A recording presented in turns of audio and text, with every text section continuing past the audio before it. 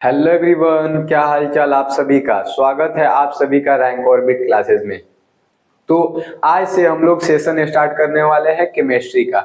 अब कई लोग ये सोच रहे होंगे कि सर केमिस्ट्री आज तक बहुत टफ सब्जेक्ट लगता है, हमें रटना पड़ता है, पता ना कैसे अभिक्रिया होती है और उत्पाद बनता है, हमें पता ही नहीं चलता है। तो आप बिल्कुल सही जगह पे आए हैं और ऐसा कुछ भी बात नहीं है। आपको एकदम सारा टोटल समझ में आएगा अगर आखिरी तक ये क्लास को देखते हैं। तो मैं आपको एक एक वर्ड को एकदम तोड़ तोड़ के सिंपल भाषा में बताऊंगा और ये क्लास के बाद आपको आइडिया लग जाएगी कि केमिस्ट्री कैसे पढ़ाया जाता है। तो चलिए हम लोग शुरू करते हैं। तो चलिए अब हम लोग समझते हैं कि रासायनिक अभिक्रिया होता क्या है। तो देखिए, मैंने मान लिया एक पदार्थ है और इस पदार्थ का नाम है मैग्नीशियम।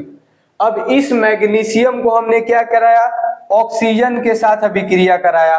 तो ऑक्सीजन के साथ अभिक्रिया कराने के बाद ये बन गया मैग्नीशियम ऑक्साइड MgO। तो ये क्या हुआ, रासायनिक अभिक्रिया हुई। देखिए ये मैग्नीशियम है, इस मैग्नीशियम को हमने ऑक्सीजन के साथ अभिक्रिया कराया, यानी कि अभिक्रिया कराया, रिएक्शन कराया, तो मैग्नीशियम ऑक्साइड का निर्माण हुआ। तो ये इसे ही हम लोग कहते हैं रासायनिक अभिक्रिया। जब एक या अधिक पदार्थ आपस में क्रिया करके नए पदार्थ का निर्माण करते हैं तो उसे हम लोग रासायनिक अभिक्रिया कहते हैं। अब ये बात है कि रासायनिक अभिक्रिया हुई तो हम कैसे पता करेंगे। तो खुद से सोचिए, रासायनिक अभिक्रिया होगी, किसी भी चीज को अगर हम लोग जलाते हैं तो उसमें से प्रकाश निकलता है, तो रासायनिक अभिक्रिया हो रही होगी। तो रासायनिक अभिक्रिया होगी तो आपको प्रकाश देखने को मिलेगा, है ना। और रासायनिक अभिक्रिया होने के बाद आपको प्रकाश होगा, दूसरा गैस उसमें से निकलेगा। किसी भी चीज को हम लोग जलाएंगे तो उससे गैस भी निकलेगी और जो भी उसका अपशिष्ट पदार्थ बचा होगा, अवक्षेप, यानी कि लकड़ी को हम लोग जलाएंगे तो उसका राख बचेगा, तो वो क्या बचेगा, अवक्षेप बन जाएगा और ताप और प्रकाश निकलेगी। तो चलिए अभी हम लोग देखते हैं कि रासायनिक अभिक्रिया जब दो या अधिक पदार्थ आपस में अभिक्रिया करके नए पदार्थ का निर्माण करता है उसे हम लोग रासायनिक अभिक्रिया कहते हैं। तो यही हमने लिखा, जब एक या अधिक पदार्थ आपस में क्रिया करके नए पदार्थ का निर्माण करता है तो उसे हम लोग रासायनिक अभिक्रिया कहते हैं। अब रासायनिक अभिक्रिया के पहचानने का नियम, रासायनिक अभिक्रिया के पहचानने का क्या नियम है। तो पहला नियम, रासायनिक अभिक्रिया जब होगी तो रंग में परिवर्तन होगा। रंग में परिवर्तन हुआ इसका मतलब रासायनिक अभिक्रिया हुआ है। गैस निकलेगा उससे और अवक्षेप बनेगा। अवक्षेप मतलब जितने भी उसके अपशिष्ट पदार्थ बने ना, जैसे कि लकड़ी को जलाने पे राख, तो वो है अवक्षेप। अवक्षेप बनेगा, ताप और प्रकाश निकलेगी। तो ये है रासायनिक अभिक्रिया। अब हम लोग जानेंगे कि रासायनिक समीकरण होता क्या है। तो रासायनिक समीकरण देखिए, हमने क्या किया, ये रासायनिक अभिक्रिया हुआ, इसी को समीकरण के रूप में हमने लिख दिया है। यही रासायनिक अभिक्रिया को अगर हम लोग समीकरण के रूप में लिखते हैं तो उसे हम लोग रासायनिक समीकरण कहते हैं। तो रासायनिक अभिक्रिया, ये मैग्नीशियम, ये है ऑक्सीजन, दोनों को अभिक्रिया कराया मैग्नीशियम ऑक्साइड। अब इसको हम समीकरण के रूप में लिखे हैं। समीकरण क्या होता है तो आप लोग जानते हैं कि प्लस एरो का चिन्ह, ये समीकरण है। तो अगर रासायनिक अभिक्रिया को समीकरण के रूप में लिखना ही रासायनिक समीकरण कहलाता है। तो रासायनिक समीकरण क्या है, रासायनिक अभिक्रिया को सूत्रों व संकेतों, संकेत है ना, सूत्रों व संकेतों द्वारा लिखना ही रासायनिक समीकरण कहलाता है। तो ये जो है इसको हम लोग क्या बोलते हैं, मैग्नीशियम।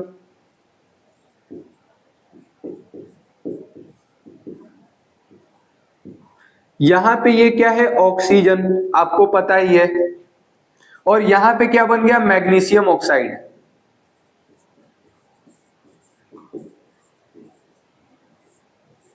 मैग्नीशियम ऑक्साइड, ये है मैग्नीशियम और ये ऑक्सीजन अभिक्रिया किया, मैग्नीशियम ऑक्साइड का निर्माण कर दिया। तो चलिए तब तक यहां तक लीजिए स्क्रीनशॉट, तब हम लोग आगे पढ़ते हैं। हम लोग ये पढ़ चुके कि रासायनिक अभिक्रिया क्या होता है और रासायनिक समीकरण क्या होता है। अब हम लोग पढ़ेंगे रासायनिक समीकरण को लिखने का नियम क्या होता है। तो चलिए अब हम लोग सीखते हैं रासायनिक अभिक्रिया को लिखने का नियम। तो देखिए, ये जो मैग्नीशियम है और ये ऑक्सीजन है, दोनों इसको हम लोग क्या बोलते हैं, अभिकारक। इसे हम लोग बोलते हैं अभिकारक।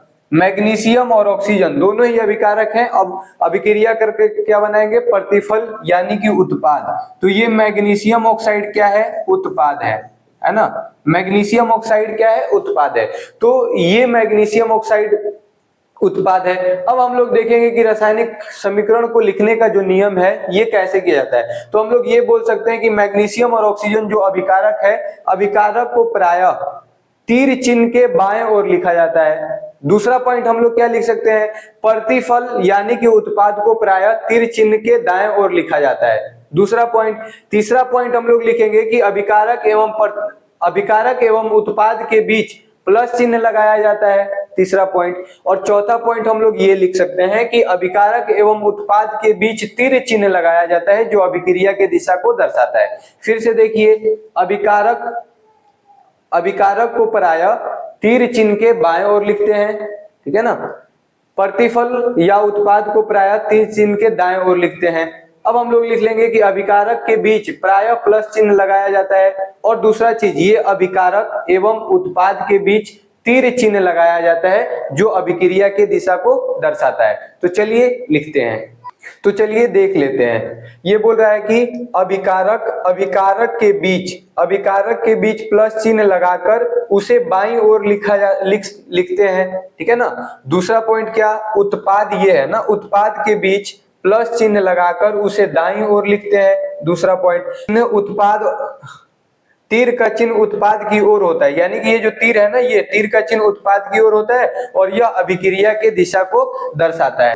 ये पढ़ लिए कि रासायनिक अभिक्रिया क्या है, रासायनिक समीकरण क्या है और रासायनिक समीकरण को लिखने का नियम क्या है। तो यहां तक अगर आपको समझ में आई तो लाइक करें, अगर जो चैनल पे नए हैं वो सब्सक्राइब करें और कमेंट बॉक्स में जरूर बताएं आपको ये क्लास कैसी लगी। थैंक यू, टेक केयर, पढ़ते रहे और आगे बढ़ते रहे।